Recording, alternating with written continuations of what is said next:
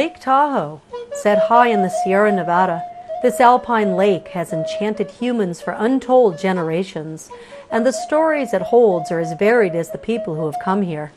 One important chapter is the massive lumbering endeavor of the late 19th century, and remnants from that era can still be seen around the shores and even in the very depths of the lake itself, as we'll soon discover.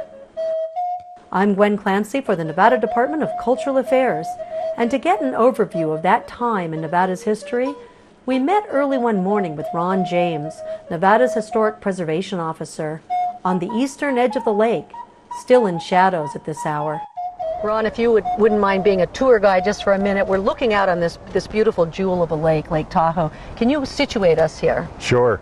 We're on the Nevada side, of course, and when you look across the lake, you automatically see California. The line between Nevada and California cuts right down the center of the lake.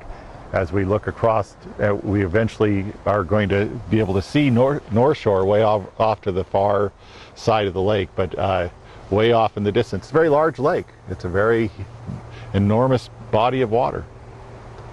Well, here we are in the 21st century, but if we could go back 150 years, this place would really be looking different. It would. The arrival of European settlers really changed this place.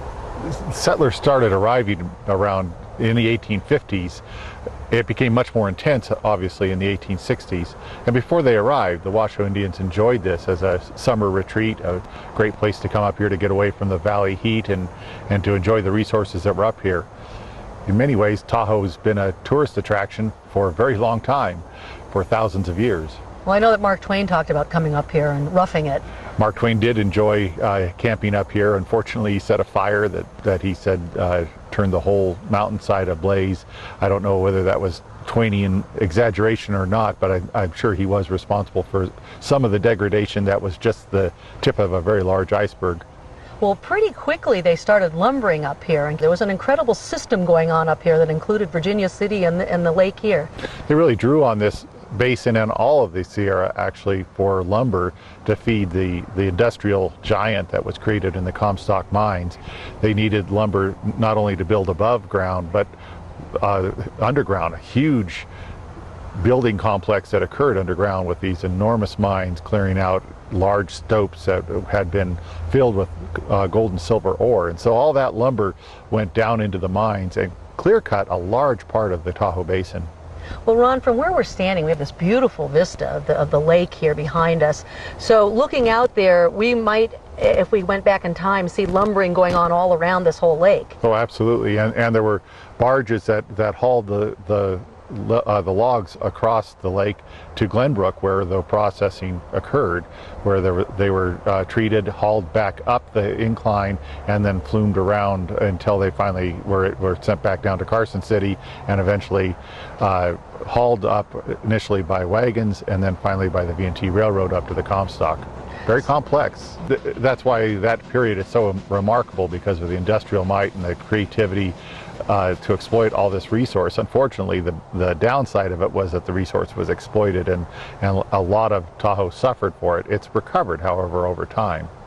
Well, around the bend over here we have the little tiny cove of Glenbrook, where all those milling operations were going on. Well, that was the center of the Bliss family operation. There were several families that owned big tracts of land up here. The Bliss family was one of the main ones, and they were responsible for operating the lumber industry in the Glenbrook area, and really did a great deal of work in bringing those logs up and down the mountainside all the way back up to Virginia City. Eventually the need for lumber waned because the Comstock mines were shutting down in the 1880s. So that need really ended the era of lumbering up here. Well, there are a few remnants left of the old mills, and we'll have a chance to go and look at those. That's great. It's a part of that heritage. Up the shoreline lies Glenbrook. Today it's a serene retreat where private homes nestle among the lofty pines at the water's edge. There, William W. Bliss, the great-grandson of Duane Bliss, continues to live. On this calm autumn morning, it's hard to imagine the lake being other than a place of stunning natural beauty. I asked him whether his thoughts went back much to an earlier era, when this very spot was a beehive of activity. Yes, it does cross my mind quite often. When this thing was in its heyday, the place was in its heyday, and all the mills were operating, the steamers were coming in here, and the railroad, narrow gauge was operating. Yes, I wonder what it was like with such a tremendous amount of activity versus virtually very little right now. You see these, the wonderful old pictures, the Watkins photographs. Precisely. He was here, and when was he here? He was here in 1876, and took a number of pictures of Glenbrook, and then went on up to Virginia City, I guess, as everybody knows. And yeah, we have some great shots of his of Glenbrook. This was an amazing operation down here. Well, it certainly was. There was a great deal of activity. We're standing right on, you can visualize this or not, but it's fairly clear. This was one of the road beds for the narrow gauge. The mill number 1 is right below us here. Mill number 2 in that direction, so obviously the narrow gauge picked up the finished product in that direction, brought this way, and those little narrow gauge Carson Tahoe Lumber and Fluming Company Railroad were operating daily. I don't know how many trips a day to the summit, but quite a few. But this is one of the old road beds. There's another one parallel to it here. There are 2 parallel tracks in here. So I can see the impression here. You It looks as though the narrow gauge went right along here. That's right. And then there's another one down here. Another one down below. Taking the finished board feet, the lumber. Right. And here's the other one right here. And here's the other one right here. Level like that. Yeah, it's hard, it's all overgrown, but you can see over in here. It went in this direction for about 2.5 miles into what we know as Upper Meadow, then a switchback over in the Skunk Harbor area to climb, to get altitude. See, we're 6,200 here. They had to climb, oh, what did they have to climb? They had to climb about 1,000 feet, like so, and then over to Spooner's Summit, yeah. V-water flume, took the finished product to Carson City, 13-mile flume, and then stacked in Carson City, and there again you can see in the Watkins photographs the end product. Those photographs really tell it all. And then the mill sat down more on the water? Right below us here, right on the water, yeah. You've got some interesting things down here on the bank. We do indeed, yeah. These are remnants of the old mill number 1. And mill number 1 burned in, I believe, 1877, and you can see charcoal and burned timbers here. There's a water tank, and over here are the foundations of mill number 1. The mill burned, as I say, I believe, in 1877, and it was the first mill at Glenbrook under my family's ownership. Carson and Tahoe Lumber and Fluming Company, and there were partners, D.O. Mills and H.M. Yarrington, along with my great-grandfather, who was the general manager of the entire operation. And that was Dwayne Bliss. Dwayne Bliss. Your great-grandfather. Yes. You mentioned the famous photographer Carlton Watkins. Yes. If we were Carlton Watkins and we were here in the 1870s, what would this vista include? What would we be looking at? Well, it would include breakwaters, it would include log ponds, it would include the mills, of course, and of course these pilings, which are still here, they certainly are very much in evidence in his photographs.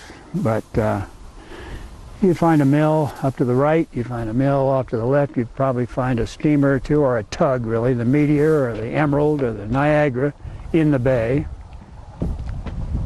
Todd Goodwin maybe. And, well, just a great deal of activity, smokestacks, billing, and the entire milling operation underway. You know, the photographs have all this lumber in them. You know, there's those incredible photographs with all the cut lumber, and I guess well, those we have are, the he mills. took those, that's the end product of our mills, and there's some wonderful Watkins photographs of the end product stacked in Carson City, where the Virginia and Truckee Railroad picked up everything from our mills and hauled up to Virginia City to the mines. Yeah, you picture, I always picture the logs going down the hill, but really thanks to the mills. No, it's just, it's the finished product, no question about it. And a great deal of it from this mill. Right here. Once again, mill number 1. Mill number 1, yeah. Mill number 2 is off in this direction, but it's pretty well obliterated. And by that, the foundation, just a trace of the foundation. This is the only real foundation of any mill at Glenbrook that is left. Yeah. Mill number one. And how many, do we have any figures, statistics on how I'm much sure wood? they exist. I've heard 750 million board feet. Those numbers have been, I'm sure, exaggerated at times, and maybe they're accurate. I just don't know. But it was many millions of board feet. Lot of Over wood. a 25-year at least period, when the other mills were operating as well as this. Right?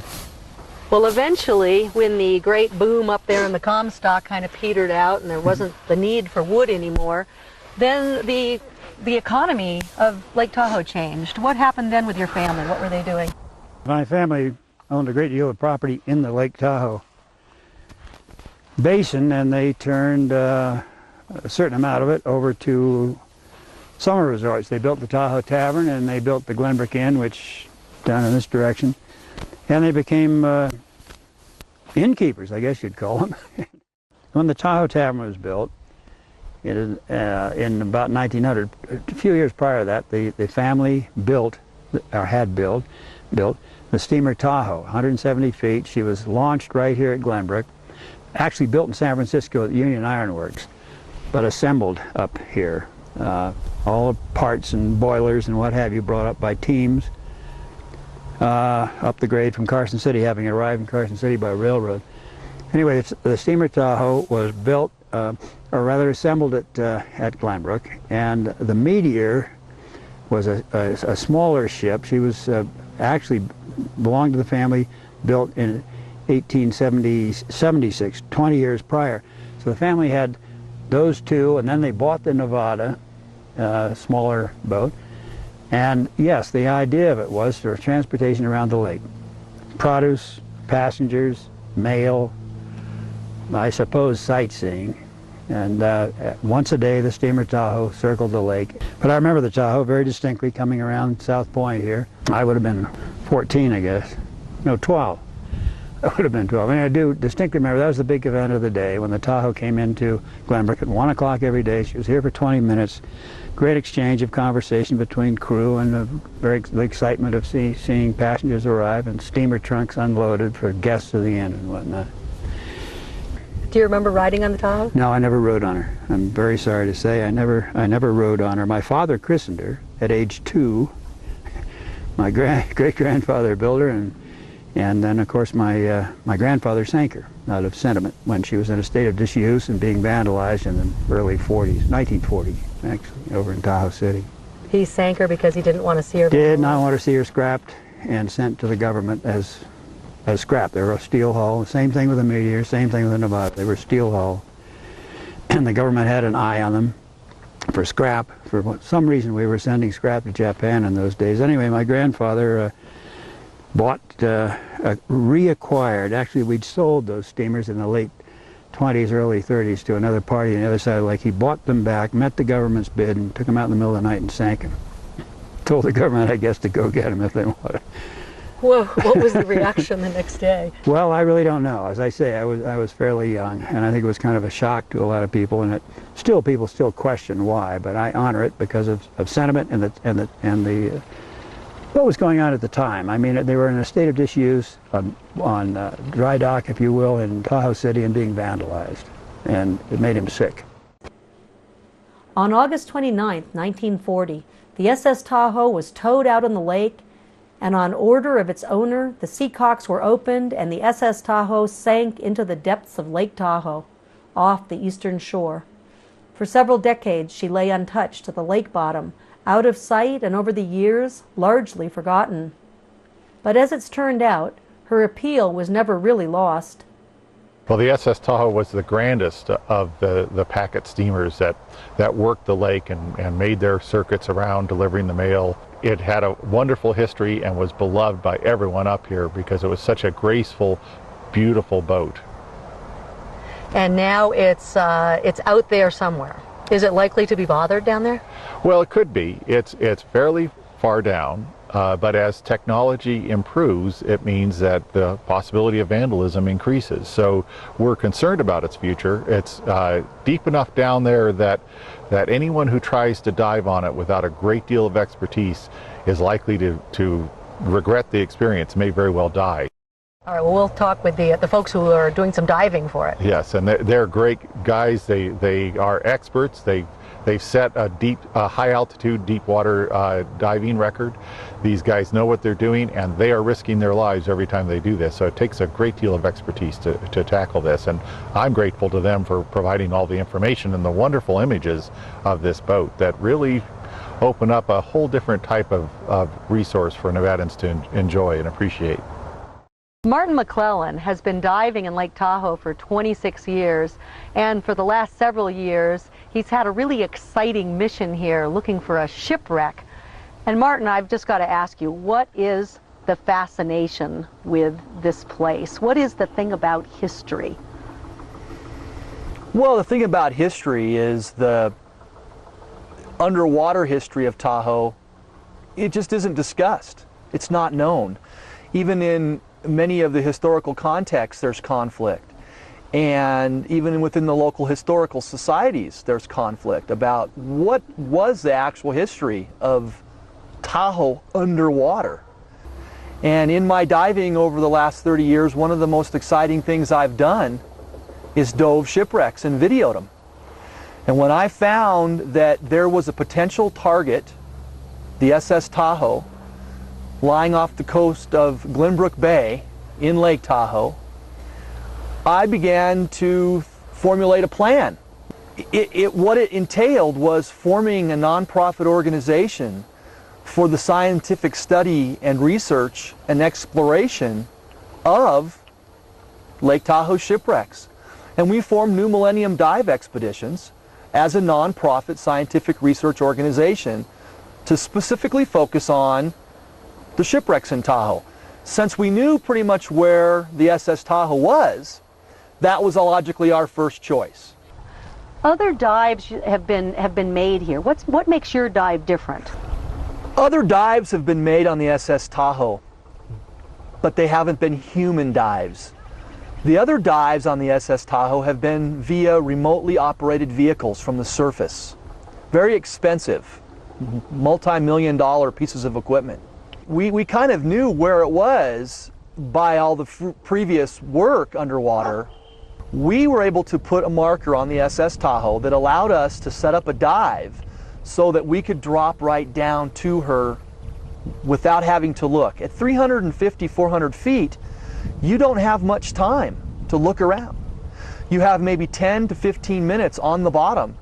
So you only have like the 10 minutes. Is that because of the air tanks or because of how long the human body can be down there? It's, as I've always said, anybody with lacking intelligence could dive the SS Tahoe. It's getting back to the surface that is the trick. You see, the Tahoe at 360 to 470 feet is a technical scuba dive well beyond the realm of what's being trained for technical scuba diving. The epitome or the apex of training for technical scuba diving is about 335 feet. That's at sea level. We're up here at altitude, which changes everything. That's close to 400 feet at sea level. When we're diving to 400 feet up here at altitude, that's close to 500 feet at sea level. A diver has to adhere to a certain set of ascent parameters coming back up so that diver won't die with a malady we know as decompression sickness, more commonly known as the bends. And so a dive that takes us 7 minutes to get to the wreck, 10, 15 minutes on the bottom, might take 2 to 2.5 hours to come up properly. So you need to be able to carry all that breathing gas with you. So the breathing gas will limit your time underwater on the SS Tahoe, what you can carry. So there you are down there. You've got limited time to be on the bottom because then you still got to get to the surface slowly. It's pitch dark, and the only thing that you've got are these little flashlights you hope aren't going to go out, and you've got the line that's attached to the Tahoe. So we had a line, and we've seen her. We had everything in place, but we hadn't been there yet. You know, you're dropping down, and as it's darker, and you've got your lights, The one thing that you don't have reference to, and we're not really paying attention to, is which way are we facing? You know, we might be facing north-south when we're dropping down, but as we're dropping down, we might be spinning around the line. You get down there, and the darkness, out of the darkness loom shadows. Your mind plays some tricks on you. And some of the things on the Tahoe are white, some of the things got a little rust on them, and some of the things that are white kind of stick out. And you know that's where you're going, but then all of a sudden you see it for the first time. And it takes about a second or two for you to remember what you're doing. And I can remember as we got down there, and all of a sudden this object began to emerge from the darkness, and our lights began to shine on this object. And remember, the lights now for me are on my camera. So whatever my lights are seeing, my camera is seeing. And all of a sudden, I'm looking up the bow, not down the ship. I thought I would be looking down the ship. And I saw the bow, and I saw the hole in the bow where the flag used to be. And I'm filming it, and I'm, where's the rest of the ship? And then I slowly turned to my left, facing downship, and this just incredible vessel was just stretched out along the bottom below me. And then I knew what I was doing. I knew where I was at. And as we began to film her, as we began to film down the wreck, your mind plays tricks on you. Remember I said this wreck sits on a 32-degree slope. We're swimming downhill. We didn't really even feel like we were swimming downhill. And as we're filming, and as we're looking around, and as we're getting more and more neat shots of this thing, we turned around to come back to the bow. And in front of us was like a structure, like a skyscraper. All we saw looking up was the bow of the ship. Like, where did that come from? I didn't realize I had gone down this far to where I'm looking up at the bow. How did it look after being underwater? Oh, wow. You know, it's like a kid in a candy store. There were a million things to see and 10 seconds to see it all. We saw the structure in the deck, the teak wood, still the grout in between the teak wood. We saw the smoking room where men could go in and smoke a cigarette. And there was nothing left of it but one wall on the port side and one door. The roof had collapsed down, the walls had fallen off. And all that violence from the shaking and the shuddering and the sinking of her broke apart the wood structures on the bow or on the deck of the SS Tahoe. So what we saw was the remnants of what was. We could look into the hole where there was a staircase down to the galley where they made meals. We could see on the outside of the ship the portholes that came out of that galley where you could look out while you were having a meal down below. We saw the chimney where obviously it was a wood stove. They didn't have microwaves back then. They had to have wood-burning stoves to cook meals on that ship. We saw this chimney at the top of the ship that came out from below decks. You could probably, as you watched it, see and look at some of the old photographs that exist today and just kind of imagine. It was like you'd look at that wall and then the picture would come into your mind. You'd look at that roof and the picture would come into your mind. There's that picture of the ladies on the deck. Yes. You could picture them with their parasols. In their beautiful gowns and wonderful hats. The SS Tahoe is often described as this very elegant ship. Underwater 65 years plus.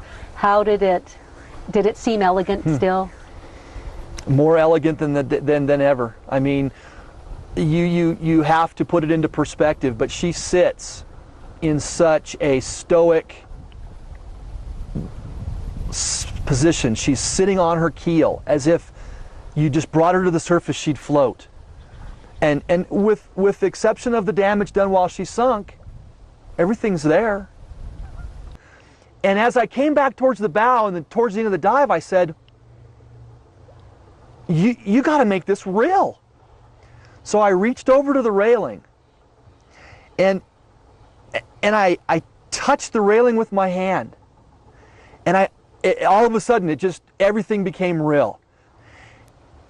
Looked over at my teammate. Everything was good. Looked at our timers.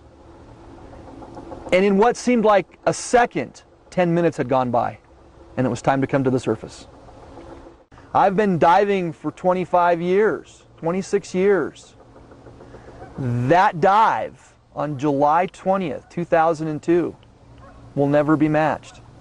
The day we dove the SS Tahoe and touched her for the first time. Wow. The idea of what we're doing is not a business venture for profit. What we're doing is bringing this information to share. Our ultimate goal would be hopefully to have kiosks at the museums, videos for view, kindergarten through 12 educational programs to support Nevada history education.